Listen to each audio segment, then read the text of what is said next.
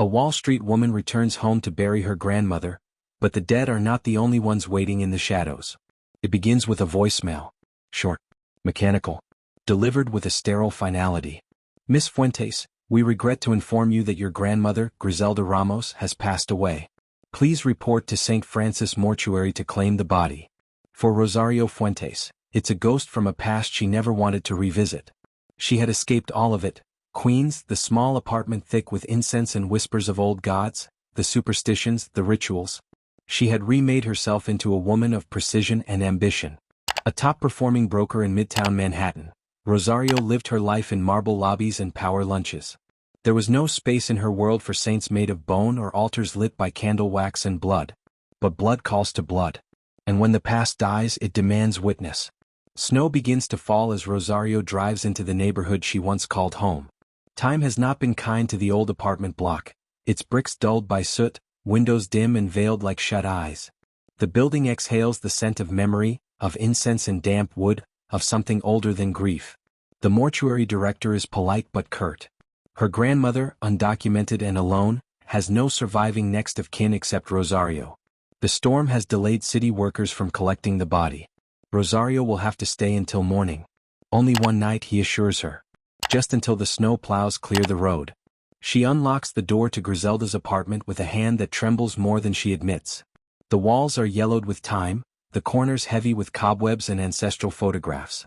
A solitary candle still flickers beside a worn-out shrine. And there on the bed, lies Griselda's body. Eyes closed. Hands folded. As if still in prayer. Rosario flinches. Not out of fear, at least not yet. But of something colder. Guilt. Dread. The uneasy weight of unfinished sentences between generations. She lights a lamp. It flickers, groaning against the storm's howl outside. The apartment is cold, but not just from the lack of heating. There's something else. A stillness that watches her. She busies herself, avoiding the bedroom. Sorting through drawers. Picking up old trinkets. Her grandmother's rosary still warm to the touch.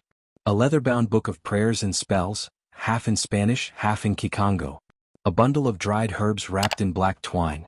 The power dies with a snap. Darkness falls like a curtain. And then, softly, footsteps. From the kitchen. Slow. Purposeful. Barefoot on old tiles. Rosario freezes. She moves toward the sound, flashlight trembling.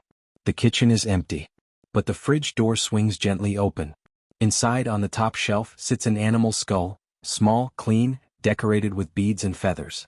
Later that night, she dreams of the jungle. A fire pit surrounded by figures in red and white cloth. A woman chanting in a tongue Rosario does not know, but her blood remembers.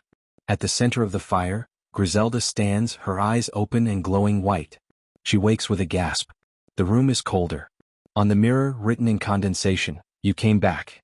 Unbeknownst to her, the veil between worlds has begun to thin. She ventures into the hallway. A door she never noticed before, hidden behind a tapestry, stands slightly ajar. It leads to a crawlspace filled with relics, fetishes, jars of bone dust, offerings.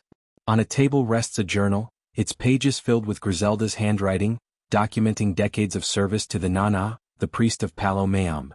Rosario's hands tremble as she reads about ceremonies, spirit possessions, protection spells, and curses cast on those who tried to deport her. One entry is marked with a red X. The bloodline must be kept. The spirits say Rosario is the key. She is the last. The air shifts. Behind her, something breathes. She turns and nothing is there. Moments later, the body of her grandmother is gone. The bed is empty. The sheets cold. But the scent of roses and tobacco lingers in the air. Rosario panics. She checks every room. Every shadow. But there's no sign of forced entry. Only silence, and then the creaking sound of heels walking slowly above her head. On the roof. But this is a 5-story apartment. There's no attic. She climbs the stairs anyway, heart hammering. The rooftop is blanketed in snow, but in the center is a trail of barefoot prints leading to a large blackened oil drum. Inside, burnt bones and the charred remains of a photograph, her as a child, standing beside Griselda. Suddenly the sky cracks open with thunder. And the wind howls with a voice. Her name, whispered in 20 tongues. Rosario. She runs. Back in the apartment, she locks the doors and barricades herself. But the whispering does not stop. Neither does the feeling that something is waking. Something ancient. She confronts the shrine. demands to know the truth. And then the visions come in waves. She sees her grandmother, young, fleeing persecution in Cuba. She sees her grandmother's brother taken by IC. She sees blood spilled in alleyways, rituals done in basements, oaths sworn in candlelight to protect her family at any cost. She sees herself, crying in Spanish as a child, refusing to speak it at school, rebuking her culture, mocking the old ways.